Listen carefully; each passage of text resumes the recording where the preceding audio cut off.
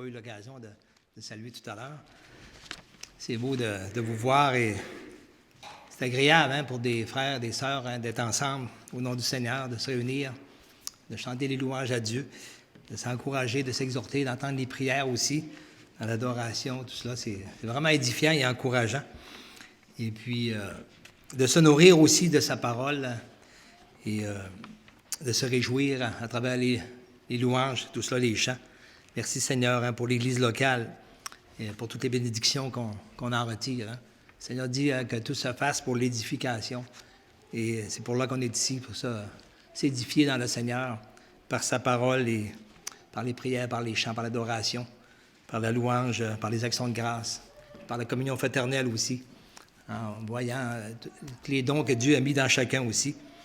Alors, merci Seigneur pour ses bontés exprimées à travers l'Église locale. Alors, je continue cette petite étude, si on pourrait dire, sur la suite de l'impact sur la prière dans nos vies. C'est la troisième partie. Et ça, on va parler de la prière, puis de l'impact de la prière, des résultats de ce que Dieu peut faire. C'est un sujet inépuisable parce que ça ne concerne pas un événement d'un individu ou de quelques individus à travers, mettons, du temps biblique, mais c'est quelque chose qui se continue sans arrêt. C'est quelque chose qui fait partie de la marche du croyant avec Dieu. Alors, c'est un sujet inépuisable parce que le Seigneur n'a pas fini d'agir et de se manifester dans la vie de chaque croyant. Le Seigneur a prévu d'avoir une relation avec chacun de nous, avec chacun de ses enfants, qui est vivante et à travers la prière, il se manifeste, il transforme nos cœurs et nos vies. Et tout cela a un impact sur soi-même, dans la famille, dans tout ce qu'on fait, dans le travail, dans notre environnement. Et l'impact du croyant peut s'étendre encore bien plus grand que ça aussi, à travers la société, la ville, même un impact mondial quelquefois, pour certaines personnes, mais selon ce que le don de Dieu, selon ce que Dieu a prévu pour chacun aussi, dans ce qu'il l'a appelé. Alors, je lisais l'an passé un livre que j'ai bien aimé, La vie extraordinaire de Charles Stanley. J'en avais parlé plusieurs fois d'ailleurs, ça m'a inspiré pour plusieurs messages aussi. Il y en a même qui m'ont dit qu'ils l'ont acheté et sont vraiment contents de ce livre-là. Alors, j'aime bien lire Charles Stanley, qui va quand même assez à profondeur dans les textes, tout cela. J'aime bien ça, essayer d'aller en retirer la plus grande richesse possible à travers le texte là, pour nous édifier, pour nous fortifier, pour nous encourager. Et puis, à un moment donné, il parlait un peu de la prière dans un de ses chapitres de son livre. Et puis, lui, c'est un homme d'expérience, comme ouvrier dans le Seigneur. Puis, il disait, j'ai remarqué que pour beaucoup de croyants, la prière, ça consiste à demander, puis souvent, ça s'arrête là. Pourtant, le Seigneur dit, demandez, cherchez, frappez, et on vous ouvrira, tout cela. Mais souvent, les chrétiens, ils demandent, puis après ça, des fois, ça s'arrête là, ça ne va pas plus loin. Et il donnait un exemple, tout à l'heure, on va le lire dans Luc 11, là, mais il donnait un exemple un peu comme, imaginons un étudiant de fin de secondaire. Puis l'étudiant, lui, il réfléchit maintenant à qu'est-ce qu'il va faire dans la vie. C'est un âge où il faut prendre des décisions à un moment donné. Il y a tellement de possibilités, mais à un moment donné, il faut se brancher à quelque part. Et au niveau des études, c'est pas facile comme choix. Aujourd'hui, c'est vraiment pas facile comme choix. Il y a beaucoup, beaucoup de possibilités. Mais imaginons que le jeune étudiant, il a grandi dans un foyer chrétien, puis on va demander au Seigneur de me diriger. Puis là, il fait sa prière, Seigneur, dirige-moi là, dans ce qui est le mieux pour moi. Tu connais mon avenir, dirige-moi dans ce qui est mieux pour moi, pour ma carrière. Puis il dit, supposons qu'après avoir demandé, il reste assis sur son sofa, puis il pitonne devant l'écran, peu importe, mais qu'il ne fait plus rien d'autre. Là. Il dit, est-ce que ça serait normal? Il dit, n'importe quel étudiant, même s'il est croyant, il va plutôt demander à Dieu de bénir ses recherches aussi. Il va s'informer, il va regarder quelles sont ses aptitudes, ses habiletés, les choses qu'il se sent à l'aise de faire. Il va demander conseil, peut-être au niveau des professionnels, étudier un peu le marché de l'emploi, et à quelle université on donne tel cours, qu'est-ce qui pourrait l'intéresser, quelles sont les ouvertures dans tel domaine.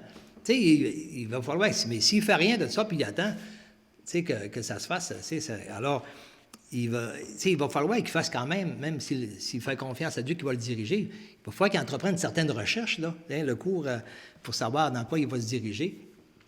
Et puis c'est au fur et à mesure que le Seigneur va confirmer là, sa direction et ses pas. Alors, si vraiment il fait confiance à Dieu, eh bien le Seigneur va se manifester à sa façon. Le Seigneur sait nous parler à travers les circonstances et les conseils et bien des choses, à notre cœur par son esprit. Alors, et ça va de soi, là, on ne peut pas juste demander puis s'arrêter là. Et puis, j'aimerais qu'on lise dans Luc 11, les versets 9 à 13. Ça nous... Excusez. Alors, Luc, chapitre 11, je pense qu'ils vont peut-être être affichés sur l'écran. Luc 11, les versets 9 à 13. Alors, ici, le Seigneur nous parle de la persévérance dans la prière. Il leur dit encore, si l'un de vous a un ami et qu'il aille le trouver au milieu de la nuit, pour lui dire, « Ami, prête-moi 3 pains, car un de mes amis est arrivé de voyage chez moi et je n'ai rien à lui offrir. » Et si de l'intérieur de sa maison, cet ami lui répondit, « Ne m'importune pas, la porte est déjà fermée, mes enfants et moi sommes au lit, et je ne puis me lever pour te donner des pains. Je vous le dis, même s'il ne se levait pas pour les lui donner, parce que c'est son ami, il se lèverait à cause de son importunité. Il lui donnerait tout ce qu'il a besoin. » Tu sais, quelqu'un qui commence à cogner à la porte, puis là, vous dites, « Ben là, tu ne pourrais pas attendre demain, là, tu sais, mettons, votre voisin cogne, puis... il m'arrive du monde, là, puis ça, j'ai pas de lait à mettre dans leur café, rien, là, ça se fait pas. Tu pourrais-tu me donner un peu de lait? » Mais si je dis, ben écoute, tu ne pourras pas attendre à demain, puis s'il n'insiste pas, ben il va retourner chez eux, puis il ne l'aura pas. Là. Mais s'il cogne à la porte, puis tant qu'il n'a pas ce qu'il veut, alors, je pense qu'on va lui donner, même si ce n'est pas à cause que ce serait notre ami, on le ferait, mais en tout cas, à cause de son importunité, ben là, on veut quand même aller se recoucher, puis tout ça, qu'il ne réveille pas toute la maison. Mais c'est ça. Alors, on voit qu'il a insisté, puis il obtient ses besoins. Et le Seigneur n'amène pas cet exemple-là pour montrer que Dieu est comme ça, mais il veut ici nous montrer comment est-ce que nous, on est. Quand on veut avoir quelque chose pour notre corps, pour nos besoins, pour nos désirs, on fait des fois des pieds et des mains pour obtenir ce qu'on veut. On fait des démarches, puis on cherche souvent. Mais pour le royaume de Dieu, là, est-ce qu'on agit de la même manière? Pourquoi pour le royaume de Dieu, on ne chercherait pas? On ferait juste demander, puis on attendrait. Alors, tu sais, il y a cet aspect-là. Et le Seigneur veut qu'on persiste aussi dans la prière. Et il dit, « Moi, je vous dis, demandez et l'on vous donnera, cherchez et vous trouverez, frappez et l'on vous ouvrira. Car quiconque demande reçoit, celui qui cherche trouve, et l'on ouvre à celui qui frappe. Quel est parmi vous le Père qui donnera une pierre à son fils s'il lui demande du pain?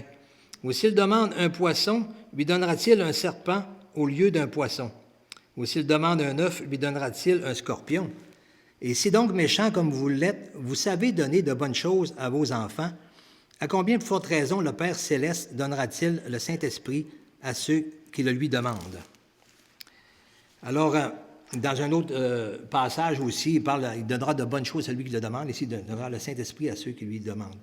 Alors, on voit que, tu sais, le Seigneur veut aussi qu'on persiste aussi et qu'on cherche. Et on va tout de suite poursuivre avec un autre texte dans Matthieu 6, les versets 31 à 34. C'est un passage qu'on cite très, très, très souvent. En tout cas, moi, il me semble que je le cite pas mal souvent.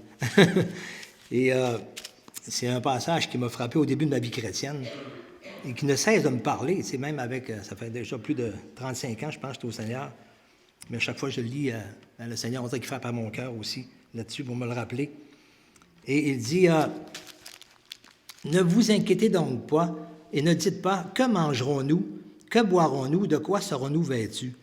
Car toutes ces choses, ce sont les païens qui les recherchent. Votre Père céleste sait de quoi vous avez besoin. Cherchez premièrement, pas seulement, mais cherchez premièrement le royaume et la justice de Dieu, et toutes ces choses vous seront données par-dessus.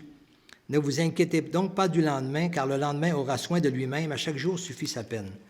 Alors, cherchez premièrement le royaume de Dieu. Alors, on voit qu'il y a comme chercher, ça manifeste quand même une démarche. Hein? C'est pas seulement de demander, mais ça manifeste une demande. Chercher le royaume de Dieu, c'est peut-être des fois on peut le prendre pour... c'est sûr que Jésus s'adressait à la foule ici, le premier sermon sur la montagne, il y avait ses disciples, mais il y avait aussi plein de gens qui étaient là. En général, le désir de Dieu, c'est que tout homme sur la terre cherche Dieu, cherche le royaume de Dieu. Hein, ils viennent à la repentance, à la connaissance du salut. Mais est-ce qu'une fois qu'on a trouvé le salut en Jésus, que ça s'arrête là? Je pense que chercher le royaume, c'est une façon de vivre comme croyant avec Dieu, de toujours chercher Dieu veut étendre son royaume, son règne dans les cœurs, dans les vies. Il utilise le croyant et l'Église pour être une lumière, pour annoncer l'Évangile, pour que son royaume vienne. Et c'est pour ça qu'il les a envoyés 2 à 2, puis il leur dit annoncez l'Évangile, puis dites-leur, le royaume s'est approché de vous. Alors, chercher le royaume, c'est chercher, qu'est-ce que, Seigneur, que tu veux que je fasse pour toi, établir ton royaume autour de moi aussi, à ceux qui m'entourent. Alors, c'est chercher vraiment la direction de Dieu.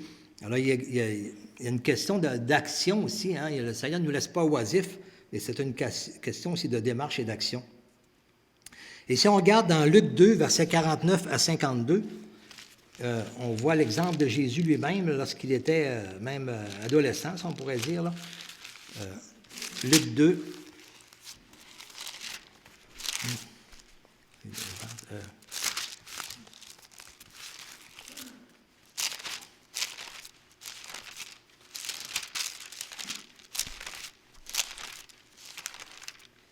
Bon, Luc 2, alors, à partir du verset...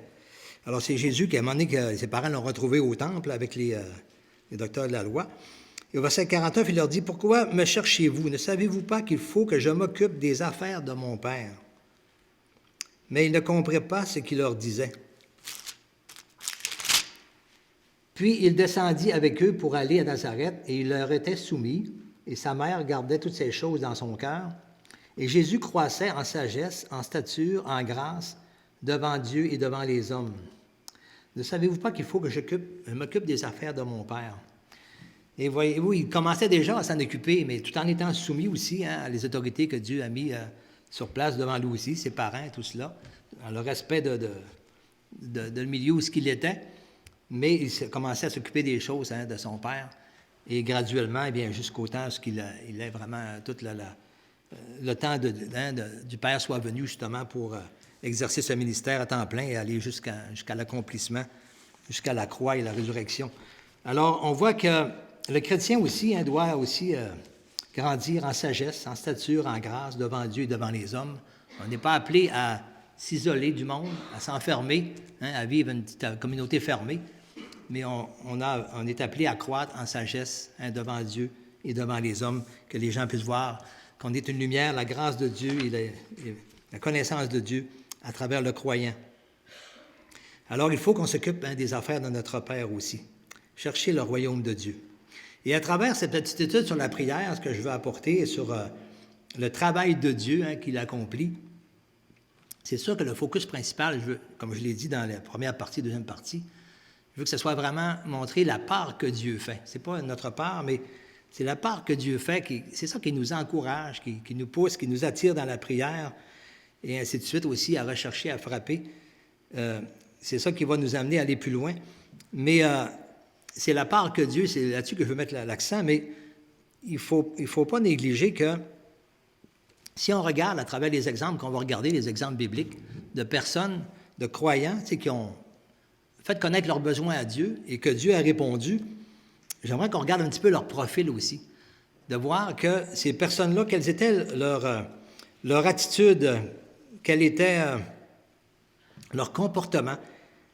Est-ce que c'est des gens qui étaient oisifs, qui attendaient, ou est-ce que des personnes qui recherchaient vraiment à servir Dieu, à savoir qu'est-ce que Dieu voulait pour eux? Quelle était leur préoccupation? Quelle était leur attente, leur persévérance aussi? Alors, on va voir que c'est des personnes ceux de qui la parole de Dieu donne exemple de ce que Dieu a fait de grandes choses, a répondu à leurs prières de façon extraordinaire. Eh bien, ce sont des personnes qui s'occupaient des choses de Dieu. Alors, de quelles choses que je m'occupe? Est-ce que je m'occupe seulement des miennes? Ou est-ce que vraiment j'ai à cœur de chercher à m'occuper des choses de Dieu? Qu'est-ce que Dieu a prévu pour ma vie? Alors, c'est sûr que si je demeure stationnaire, ma prière va être stationnaire aussi, puis les résultats, je pense qu'ils vont être stationnaires aussi. Le Seigneur a dit, ne vous y trompez pas, ce qu'un homme aura semé, il le récoltera. Alors, ça va ensemble. Et si je suis actif dans l'œuvre de Dieu, si je suis préoccupé par le règne, le royaume de Dieu autour de moi, pas seulement dans ma vie, mais autour de moi, de ceux qui m'entourent, de ceux que Dieu met sur mon chemin, si je suis préoccupé par la volonté de Dieu, eh bien, ma prière aussi va en découler aussi, puis les recherches, mes actions, puis le résultat aussi va être là, c'est une chose certaine. Alors, je ne voudrais pas justement qu'en mettant l'accent sur la part que Dieu donne, de croire qu'avec une illusion que je n'ai rien à faire, je demande puis ça s'arrête là, puis le Saint-Esprit va tout faire. Tu sais, des fois, il y a des gens qui arrivent comme ça, qui ont une réflexion comme ça. Puis, moi, je sais qu'avec l'expérience aussi que j'ai, ça n'a pas grand résultat, ça, de dire, il y a certaines choses que, oui, des fois, c'est tout ce qu'on a à faire demander, mais la plupart du temps, on continue quand même dans notre vie chrétienne à chercher et à avancer et à frapper aussi, à demander. Et le Seigneur va confirmer à travers ces démarches-là quelle est sa direction et sa réponse aussi. Alors, j'aimerais qu'on lise ensemble, c'est un texte que j'ai ajouté, Gilles, ça, dans 1 Corinthiens 3, les versets 4 à 11, qui...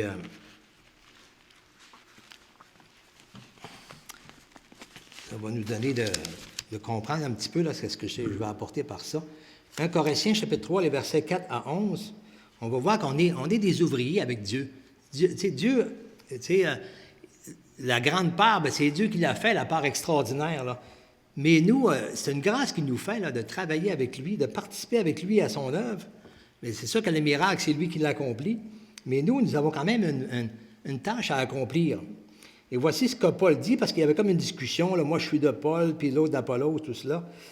Et au verset 4, il dit, quand l'un dit, moi je suis de Paul, et un autre, moi d'Apollos, n'êtes-vous pas des hommes? Qu'est-ce donc qu'Apollos et qu'est-ce que Paul? Des serviteurs, par le moyen desquels vous avez cru, selon que le Seigneur l'a donné à chacun. J'ai planté, Apollos a arrosé, mais Dieu fait croître. C'est Dieu qui fait croître. T'sais, on voit ici, il y a quand même trois... c'est pas demander puis s'arrêter, là, mais on voit ici, il y a servir, il y a planter, il y a arroser. Il y a quand même des actions qui sont faites là. Servir, planter, arroser. Et planter, arroser, ça fait partie du service, comme chacun de nous, dans notre service, ça peut être différents ministères, différentes actions que le Seigneur nous amène à faire. Mais on est participant quand même, là. On est actif, on est... Alors, il dit, celui qui plante et celui qui arrose sont égaux, et chacun recevra sa propre récompense selon son propre travail, car nous sommes ouvriers avec Dieu. Vous êtes le champ de Dieu, l'édifice de Dieu. Alors, c'est vraiment quelque chose, c'est une bénédiction, ça. Le Seigneur veut qu'on participe à cela, à cette œuvre-là, à son accomplissement et à ses résultats, mais c'est beaucoup plus là à la démarche là, de comment tout cela se met en place. Hein. Nous savons que toute chose concourt au bien de ceux qui aiment Dieu. Puis le Seigneur veut qu'on le voit, ce travail-là, on le voit en partie s'accomplir, se manifester, se mettre en place. Puis là, on voit la main de Dieu, c'est donc plaisant de voir cela. Puis le Seigneur nous fait la grâce de participer aussi. Et comme ça le dit d'ailleurs dans 1 Pierre, chapitre 1, verset 3 ou 4, ça nous dit on est participant de la nature divine en fuyant la corruption qui est dans ce monde. On est participant de la nature divine. Alors, c'est quelque chose. On est des ouvriers avec Dieu et on participe aussi à son travail. Alors, il ne faudrait pas avoir l'illusion de croire qu'on n'a rien à faire, mais c'est Dieu qui va accomplir les miracles, c'est sûr, mais le Seigneur nous confie quand même des tâches à accomplir. Il y a un bel exemple que j'aimerais qu'on lise dans l'Ancien Testament, dans Genèse chapitre 24, versets 1 à 28, de ce co-travail entre les deux, hein, de la demande, la prière, puis en même temps, de quelle façon le Seigneur va accomplir tout cela. Et dans Genèse 24, il s'agit un peu de l'exemple où Abraham veut chercher une femme pour son fils Isaac. Et on sait qu'Abraham, bien, le Seigneur avait été le chercher de sa patrie, puis l'a amené, il dit, je vais te conduire dans le pays que je vais te montrer, puis je vais avoir une grande postérité, en tout cas, et tout cela. Et c'est là que je veux que tu t'établisses, puis c'est là que vraiment que le Seigneur va se manifester dans sa postérité. Et puis Abraham est parti, tout cela, a obéi au Seigneur. Et puis une fois rendu sur place, le Seigneur aussi a béni aussi au niveau d'Isaac, son fils. Et là, il était devenu en âge, bien sûr, d'avoir une femme aussi. Et Abraham était rendu aussi très, très vieux. Et puis là, bien, il voulait être sûr, là, avant de mourir, hein, justement, de s'assurer là, que les choses vont se continuer telles que le Seigneur, que Dieu lui a montré. Dieu lui a dicté vraiment là, ce qu'il voulait accomplir, ce qu'il voulait faire. Et il voulait surtout pas que son fils marie une femme qui ne connaît pas Dieu. Hein. Il voulait absolument qu'il marie une femme. Il savait très bien qu'Abraham, c'est le père de la foi. Il sait très bien que c'est important que les deux, l'homme et la femme, si on veut vraiment... Il savait que Dieu le choisissait pour une postérité, pour une grande bénédiction, et que cela est basé vraiment sur la foi en Dieu, sur l'obéissance à Dieu. Et c'est important vraiment que son fils ait une femme aussi qui croit en Dieu et tout cela. Alors, il ne voulait pas qu'il prenne une femme parmi celles de Canaan, mais qui aille dans son pays d'où il venait, dans sa patrie, hein, de sa famille, d'où il est issu. Alors, au chapitre 24, on va regarder les versets 1 à 28. Abraham était vieux, avancé en âge, et l'Éternel avait béni Abraham en toutes choses. Abraham dit à son serviteur, le plus ancien de sa maison, l'intendant de tous ses biens, « Mais je te prie ta main sous ma cuisse, et je te ferai jurer par l'Éternel, le Dieu du ciel et le Dieu de la terre, de ne pas prendre pour mon fils une femme parmi les filles de Cananéens au milieu desquelles j'habite. » C'était comme une tradition à l'époque, lorsqu'on faisait un serment, en tout cas de mettre sa main sur la cuisse en démontrant que oui, on va être fidèle à notre engagement. Alors, mais d'aller dans mon pays et dans ma patrie, prendre une femme pour mon fils Isaac. Hein, une femme, bien sûr, qui respecte Dieu, hein, qui croit en la main de Dieu. Le serviteur lui répondit, « Peut-être la femme ne voudra-t-elle pas me suivre dans ce pays-ci? Devrais-je mener ton fils dans le pays d'où tu es sorti? » Abraham lui dit, « Garde-toi, dit, mener mon fils. L'Éternel, le Dieu du ciel, qui m'a fait sortir de la maison de mon père et de ma patrie, qui m'a parlé et qui m'a juré en disant, je donnerai ce pays à ta postérité, lui-même enverra son ange devant toi, et c'est de là que tu prendras une femme pour mon fils. Si la femme ne veut pas te suivre, tu seras dégagé de ce serment que je te fais faire. Seulement, tu n'y mèneras pas mon fils. » Alors, il voulait être sûr que son fils ne retourne pas là-bas, puis qu'il soit finalement retenu là-bas, puis que le Seigneur, il savait vraiment ce que Dieu attendait pour lui, et il voulait vraiment être fidèle. Et souvent, des fois, on peut être tenté par les choses peut-être les plus faciles, les chemins, les solutions les plus faciles. Hein, mais on voit qu'Abraham ici, le père, il a été appelé le père de la foi, il a mis sa foi en Dieu et sa confiance en Dieu. Il n'a pas cherché ce qui était le plus facile, la solution la plus facile, mais il s'attendait vraiment à ce que Dieu allait bénir, à répondre à sa prière. Hein. Je n'ai pas mentionné sa prière ici, mais c'est sûr qu'Abraham ici a demandé à Dieu de pourvoir pour son fils une femme de foi aussi, une femme qui va l'accompagner, à travers laquelle Dieu va amener cette bénédiction de marcher avec Dieu, dans la foi en Dieu. Et on voit qu'il avait confiance que le Seigneur allait être dans ses démarches. Alors, ce n'est pas arrêté à une demande, il y avait des démarches à faire, là. Partir, aller dans le pays, il en avait du chemin de fait, là. Envoyer un serviteur, aller chercher une femme pour son fils, sans qu'elle le voie et tout cela, là, c'est pas la façon la plus simple, là. Mais il y avait vraiment une confiance en Dieu. Alors, le serviteur mit sa main sous la cuisse d'Abraham et son Seigneur et lui jura d'observer ces choses. Le serviteur prit 10 chameaux parmi les chameaux de son Seigneur et il partit, ayant à sa disposition tous les biens de son Seigneur. Il se leva et alla en Mésopotamie, à la ville de Nacor. Et là, on se rappelle, demander, chercher et frapper. Alors, on voit, là, il se lève, il va à l'action, il cherche aussi, il se déplace. Hein, la prière est là, la demande est là, faite à Dieu, mais il sait qu'il y a quand même des démarches à faire, puis il les fait. Et tout en ayant pleine confiance à Dieu que Dieu dirige ce voyage. Alors, au verset 11, il fit reposer les chameaux sur leurs genoux hors de la ville, près d'un puits, au temps du soir, au temps où sortent celles qui vont puiser de l'eau. Et il dit, « Éternel Dieu de mon Seigneur, Abraham, fais-moi, je te prie, rencontrer aujourd'hui ce que je désire, et use de bonté envers mon Seigneur Abraham. » Alors ça, c'est la prière du serviteur. Voici, lui, il ne savait pas trop comment faire, mais en tout cas, il s'est entendu de quelque chose avec Dieu pour être sûr que ce soit vraiment la personne que Dieu vraiment veut pour son fils, et que ce soit vraiment, et qu'il voit la main de Dieu à travers cela. Alors voici, je me tiens près de la source d'eau, et les filles des gens de la ville vont sortir pour puiser de l'eau. Que la jeune fille à laquelle je dirai, penche ta cruche, je te prie, pour que je boive, et qui répondra, bois, et je donnerai aussi à boire à tes chameaux soit celle que tu as destinée à ton serviteur Isaac. Et par là, je connaîtrai que tu uses de bonté envers mon Seigneur. » Alors on voit, moi je trouve ça extraordinaire, cette prière-là aussi. Il voulait s'assurer vraiment que c'est Dieu, c'est dans sa bonté vraiment qui répond à la prière, que ça vient vraiment de Dieu. Et puis, il ne cherche pas le moyen le plus facile, et il met ça clair devant Dieu. Et le Seigneur a béni cela, là, mais cette prière aussi, c'est dirigé par le Seigneur quand on recherche sa volonté. Le Seigneur nous dirige même dans ce qu'on a demandé. Au verset 15, il n'avait pas encore fini de parler que sortit sa cruche sur l'épaule, Rebecca, née de Bethuel, fils de Milca, femme de Nachor, frère d'Abraham.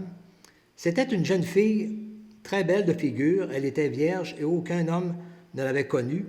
Elle descendit à la source, remplit sa cruche et remonta. Et là, là aussi, il y avait encore une action à poser, puis là il n'a pas laissé faire ça. Mais le serviteur courut au-devant d'elle, parce qu'il fallait vraiment qu'il a mis devant Dieu ce qu'elle allait lui demander, il fallait bien qu'il le fasse aussi. Il courut devant elle et lui dit, « Laisse-moi boire, je te prie, un peu d'eau de ta cruche. » Il y a bien des personnes qui auraient dit, « Écoute, tu t'en serviras toi-même de l'eau. Hein? » Tu sais, c'est un étranger, ne connaissait pas. Alors, c'est pas le moyen le plus facile non plus, ce qu'on pourrait dire, hein, mais on voit que c'est Dieu qui dirige les choses. Hein? Et quand on veut marcher dans sa volonté, là, le Seigneur dirige toutes choses, même nos prières.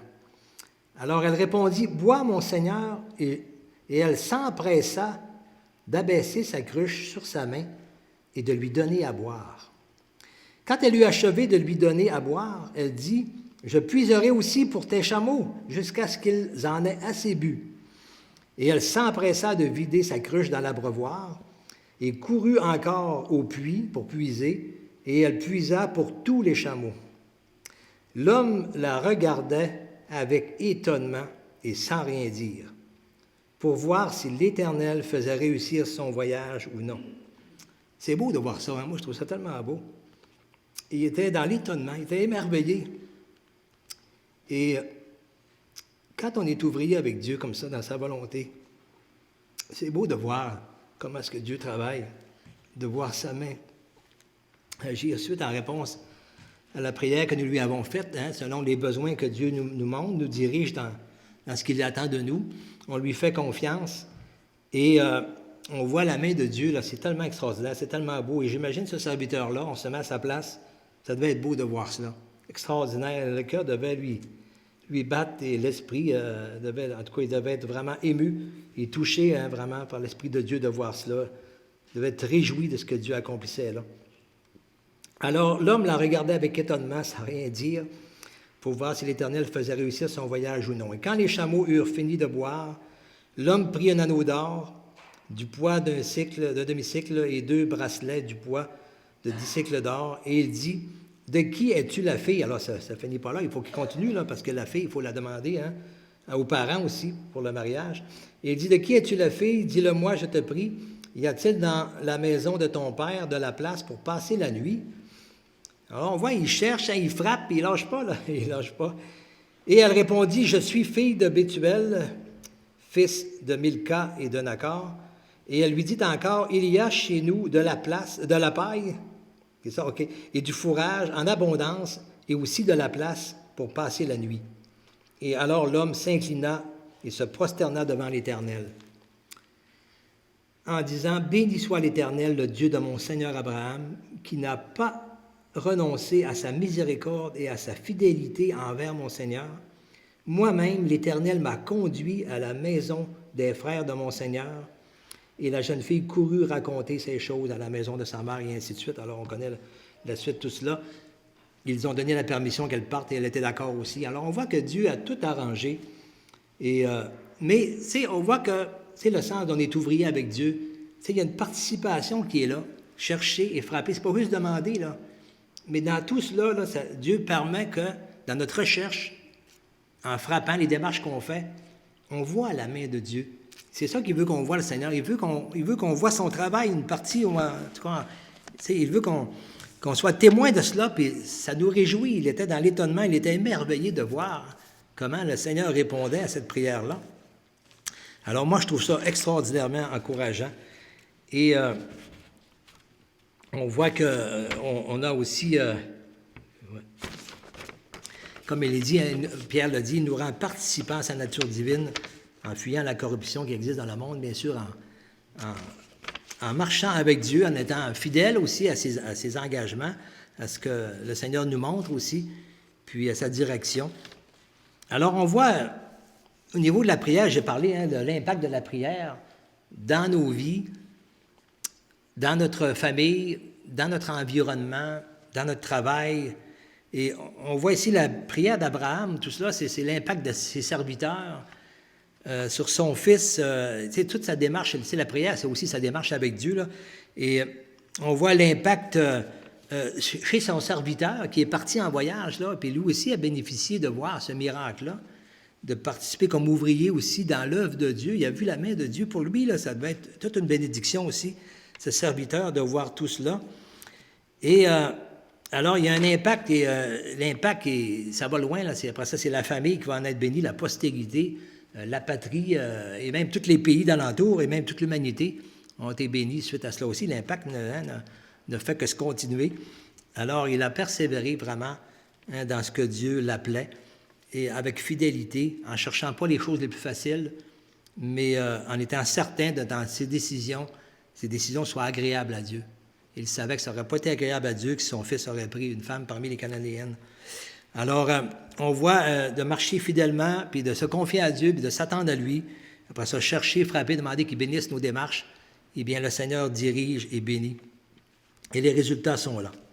Et j'aimerais qu'on fasse un petit retour maintenant dans Actes au chapitre 10. J'avais parlé de Corneille, et je veux revenir un petit peu sur lui, dans le contexte d'un petit peu aujourd'hui aussi, de voir un peu quel profil de personne, de personnage que c'était aussi. Et que c'était pas seulement une demande, puis que ça finit là, que ça s'arrête là, puis que je reste, j'attends sur mon petit sofa, que Dieu réponde par après. Mais on peut voir un peu quel type de personnage c'était aussi, puis quel impact que ça a eu. Alors, dans Acte 10, à partir du verset 1, alors, il y avait à Césarée un homme nommé Corneille, ça on en avait parlé dans les 2 premières parties, qui était un centenier, un soldat de la cohorte italienne. Cet homme était pieux et craignant Dieu avec toute sa maison. Il faisait beaucoup d'aumônes au peuple et priait Dieu continuellement. Alors, on peut voir le profil de cet homme-là. On voit que c'est quelqu'un qui avait déjà une réputation. Tout le monde rendait de lui un bon témoignage. On en parle un petit peu plus loin dans le texte. Et toute sa maison aussi, on voit qu'il tenait sa maison dans l'ordre. On voit que c'était quelqu'un qui cherchait Dieu. Il manquait des morceaux, là, c'est sûr, il ne comprenait pas. Il était au courant de tout ce qui s'était passé au niveau de Jésus, tout ça, la mort. Mais pourquoi tout cela? Tant que les apôtres ne sont pas venus lui présenter un petit peu plus précisément qu'est-ce qui concerne tout ce qu'il était... Pourquoi la venue de Jésus et tout cela, et pour le salut, bien, il ne comprenait pas, mais il veut dire, il croyait, il s'est passé des choses où ce que Dieu lui a démontré vraiment qu'il était là, il croyait en un Dieu qui est au-dessus de tout aussi, mais sans vraiment le connaître personnellement, intimement, mais il croyait en lui, il faisait, et on voit aussi que dans sa conscience, il était conscient aussi, il voyait les misérables autour de lui, les gens dans le besoin, c'était quelqu'un qui secourait, qui donnait des aumônes, qui avait à cœur d'aider ses semblables aussi, qui étaient peut-être démunis, et de partager ses biens, justement, pour le venir en aide. Et on voit quelqu'un qui priait à Dieu continuellement. On voit sa persévérance, on voit qu'il cherchait, qu'il frappait. Alors, mais c'est comme il est dit au verset 22, « Vous savez, leur dit-il, qu'il a défendu à un Juif de se lier à un étranger ou d'entrer chez lui, mais Dieu m'a appris à ne regarder aucun homme comme souillé ou impur. » C'est Pierre qui dit cela. C'est sûr que lui, tant que les Juifs ne lui parlaient pas, ne lui expliquaient, les chrétiens d'alors, de l'Église débutante, n'osaient pas parler encore aux païens, pensant que c'était pas pour eux, bien, c'est sûr que lui, il ne pouvait pas aller plus loin. Il priait à Dieu, tout cela, mais il avait besoin d'en savoir plus. Il ne comprenait pas vraiment toutes choses. Mais on voit que Dieu, dans sa persévérance, a répondu à sa prière et à ses questions, aussi à ses questionnements. Et il a commencé en même temps aussi à préparer le cœur de Pierre pour l'ouvrir. Dieu lui a montré aussi à Pierre que de ne pas regarder aucun homme comme celui est impur, mais que Dieu appelle toute nation, tout homme de toute nation, de tout peuple, hein, à se tourner vers Dieu. Dieu est prêt à faire miséricorde et grâce. Toute personne qui va se repentir et se tourner vers le Seigneur par la foi en Jésus-Christ. Alors, on voit que cet homme-là qui cherchait aussi, qui frappait, et Dieu a envoyé son ange dans une vision.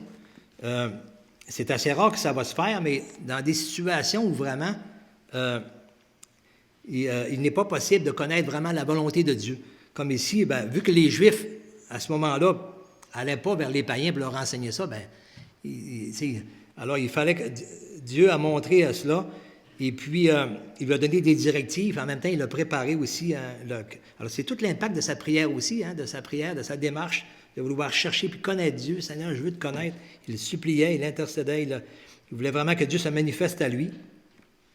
Et bien finalement, quand l'ange est venu, tout ça, il a eu sa vision, eh bien il n'a pas perdu d'instant, et il dit, et tout de suite après ça, il a obéi. Il dit, au verset 7, dès que l'ange lui avait parlé, fut parti, Corneille appela 2 de ses serviteurs et un soldat pieux d'entre ceux qui étaient attachés à sa personne. Et après leur avoir tout raconté, il les envoya à Joppé. Alors l'ange a juste donné quelques petites choses. Ta prière est exaucée, Corneille. Dieu s'en est souvenu. Hein? Dieu s'en est souvenu, puis la réponse va suivre. Les résultats vont suivre maintenant. Et après cela, il n'a pas perdu de temps dans l'obéissance et dans continuer à frapper, à chercher, à envoyer des hommes là où ça lui a été dit. Et finalement, le Seigneur a envoyé Pierre pour lui parler. Puis on voit au verset, lorsque Pierre a commencé à tout expliquer ces choses-là, on voit au verset 38, « Vous savez comment Dieu a oint du Saint-Esprit et de force Jésus de Nazareth, qui allait de lieu en lieu faisant du bien et guérissant tous ceux qui étaient sous l'empire du diable, car Dieu était avec lui. » Il leur parle, il dit, « Vous savez ça, là. » C'est des choses quand même que les non-juifs avaient entendu parler. Là. C'était des événements trop importants pour que ça reste sous silence. Alors, nous sommes témoins de tout ce qu'il a fait dans le pays des Juifs à Jérusalem, et ils l'ont tué en le pendant au bois. J'avais oublié, le verset 37 aussi disait, « Vous savez ce qui est arrivé dans la Judée après avoir commencé en Galilée à la suite du baptême que Jean a prêché, ainsi de suite, là, tout ce que Jésus est arrivé. Et puis après cela, eh bien, au verset 40, Dieu l'a ressuscité le 3e jour. Il a permis qu'il apparût, non à tout le peuple, mais aux témoins choisis d'avance par Dieu, à nous qui avons mangé et bu avec lui après qu'il fut ressuscité des morts.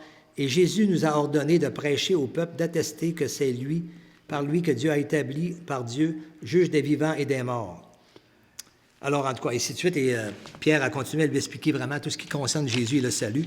Et on voit le résultat, et bien après ça, il a cru, il a reçu le Saint-Esprit. Hein? Alors, il est devenu un enfant de Dieu pour la nouvelle naissance. Et ça, c'est un impact qui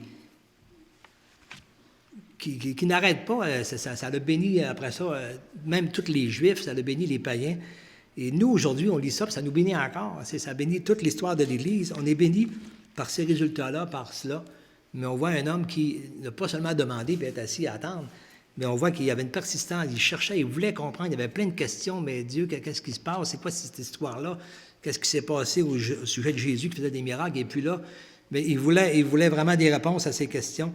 Et il voulait être sauvé, il voulait avoir vraiment la paix de Dieu dans son cœur, et Dieu a répondu. Alors il a cherché, premièrement, le royaume et la justice, ça c'est sûr, et Dieu a répondu. Alors, j'aimerais aussi, dans un dernier texte ce matin, j'aimerais qu'on lise dans Luc au chapitre 8, les versets 22 à 25.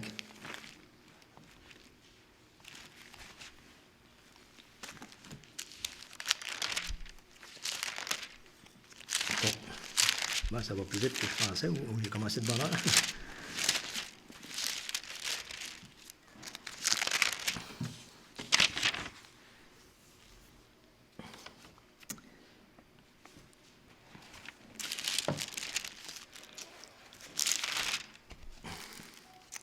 Bon, alors c'est ça dans Luc chapitre 8, versets 22 à 25.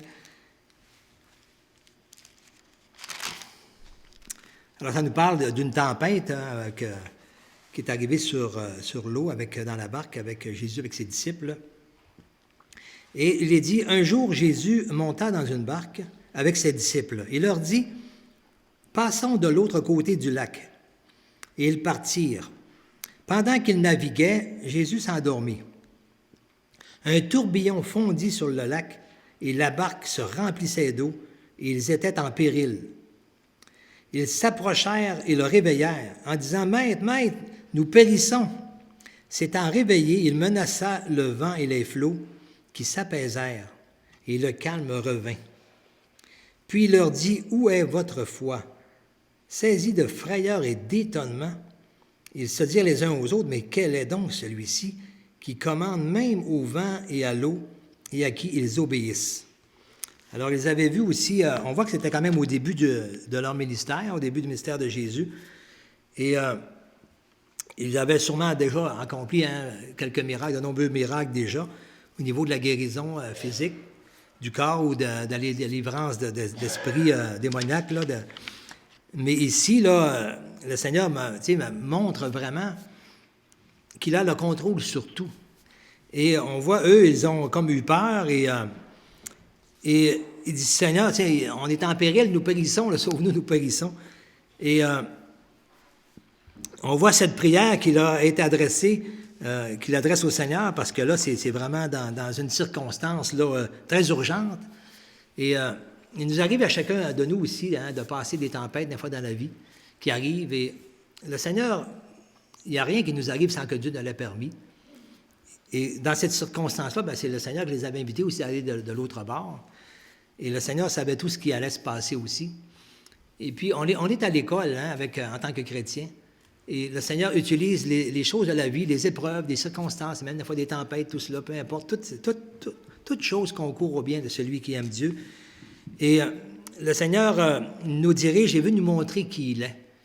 Il veut qu'on le connaisse, qu'on sache. Et ici, il y avait quelque chose qu'il devait savoir, c'est qu'on ne peut pas être en péril avec Jésus-Christ. Si on est avec lui, on ne peut pas être en péril. On ne peut pas périr. Un jour ou l'autre, c'est sûr, nous allons mourir, mais Jésus a bien expliqué que ça, ce n'est que le début, le commencement de la fin, on pourrait dire, mais que ça ne se terminera pas là, qu'on a la vie éternelle avec lui. On n'a pas à s'inquiéter de cela.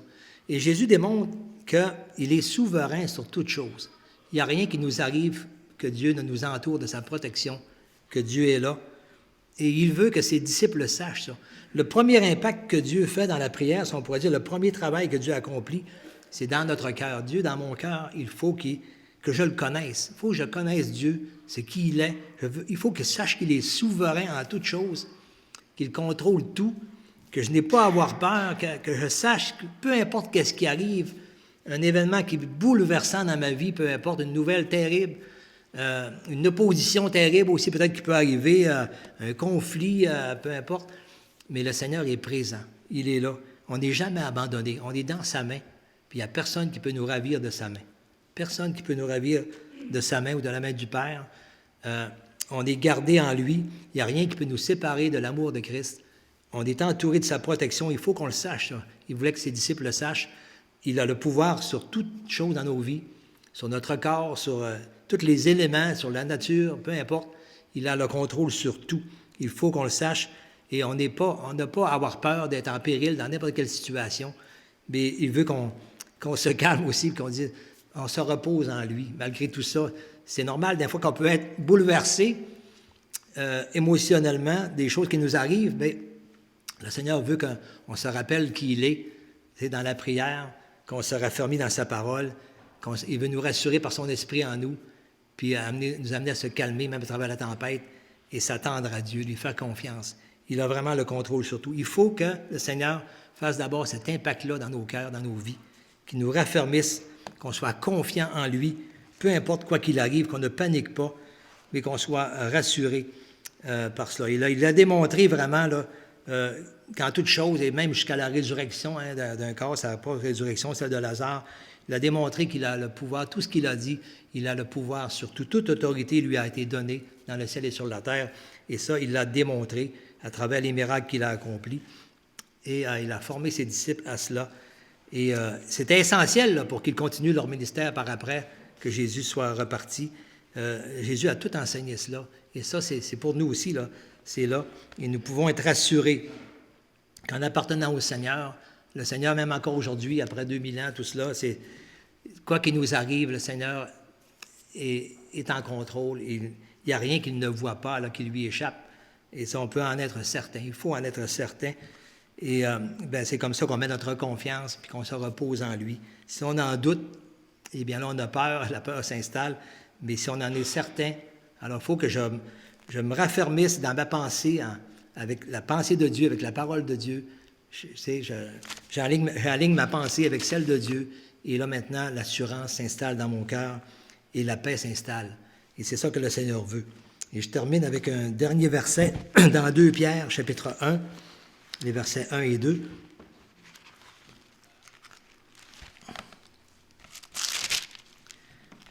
« 2 Pierre, chapitre 1, le verset 1 et 2. Je ne sais pas si je l'avais donné ça à Gilles, en tout cas. « Simon Pierre, serviteur et apôtre de Jésus-Christ, à ceux qui ont reçu en partage une foi du même prix que la nôtre, par la justice de notre Dieu et de notre Sauveur Jésus-Christ, que la grâce et la paix vous soient multipliées par la connaissance de Dieu et de Jésus-Christ notre Seigneur. » Alors, la grâce et la paix, ça nous est multiplié comment? Par la connaissance de Dieu et de Jésus-Christ notre Seigneur. Dieu veut qu'on le connaisse, qu'on connaisse le Père, qu'on connaisse Jésus notre Sauveur. Et plus que je le connais, plus que sa grâce et sa paix sont multipliées dans ma vie. Et souvent, qu'est-ce qui fait qu'on est apeuré, inquiet, douteux, insécure? On manque de le connaître ou on oublie ce qu'on lit dans la parole, on oublie ce qui nous est enseigné, on le perd de vue, peut-être qu'on lit pas assez aussi, qu'on néglige notre communion avec le Seigneur, nos temps de culte personnel. Et là, le diable arrive et essaie de nous déstabiliser. Mais plus que je connais mon Seigneur, que je connais mon Dieu, je sais qui il est, plus que je sais qu'il a le pouvoir sur tout, et plus je suis dans la paix, et sa grâce repose sur moi, peu importe qu'est-ce qui arrive, qu'est-ce que j'ai à vivre comme événement. Et ça, et peu importe aussi quel défi qu'il y a au-devant de moi aussi. Alors, c'est vraiment ce que Pierre désire pour chacun des croyants.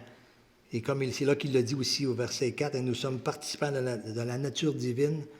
On est des ouvriers avec Dieu. C'est toute une grâce que Dieu nous fait. Et la part qu'il accomplit, c'est ce qui est merveilleux. Est-ce que Dieu répond à nos prières? Mais ce qu'il désire avant tout, c'est dans notre cœur, qu'on le connaisse. Et c'est pourquoi il veut qu'on soit ouvrier avec lui, parce que c'est comme ça qu'on le connaît.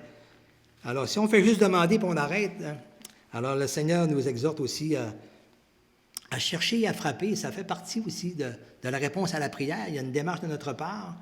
Et dans cette démarche, le Seigneur montre sa main, comme ça a été pour le serviteur d'Abraham, pour chercher la femme d'Isaac. Le Seigneur a envoyé comme son ange au devant, il a mis sa main. Et ça, c'est merveilleux de vivre cela. Et dans tout ce qu'on vit, je pense, dans tout événement, eh bien, on peut voir la main de Dieu lorsqu'on confie ça entre ses mains. Et qu'on connaît notre Dieu, on sait, on le connaît assez, c'est enraciné dans nos cœurs, on le sait, que le Seigneur dirige toutes choses, qu'il a le contrôle sur tout. Alors là, je suis rassuré. Et sa paix et sa grâce abondent dans mon cœur à travers peu importe les événements que j'ai à vivre. Alors, je vous remercie beaucoup de cette attention. Que le Seigneur puisse nous bénir. J'apporterai la suite le 1er mars. Je vais continuer encore dans ce thème que je trouve tellement riche et bénissant pour moi-même, en tout cas. Je pense que je suis le plus béni de tous. Et le Seigneur veut que vraiment qu'on apprenne à le connaître. Et c'est là que notre prière aussi va être encore plus riche aussi. C'est une prière où au début, quand on prie, on ne connaît pas beaucoup. Là, on demande, Seigneur, on est un peu à tâtons. Mais plus qu'on grandit dans la connaissance de Dieu, plus que le Saint-Esprit nous apprend ce qu'il est convenable de demander, on commence à découvrir la pensée de Dieu et sa volonté. Et après ça, on prie avec plus d'assurance. Et sa paix est là. Et on apprend de la parole, des exemples bibliques, puis des exemples les uns des autres dans l'Église locale aussi. On apprend à travers tout cela.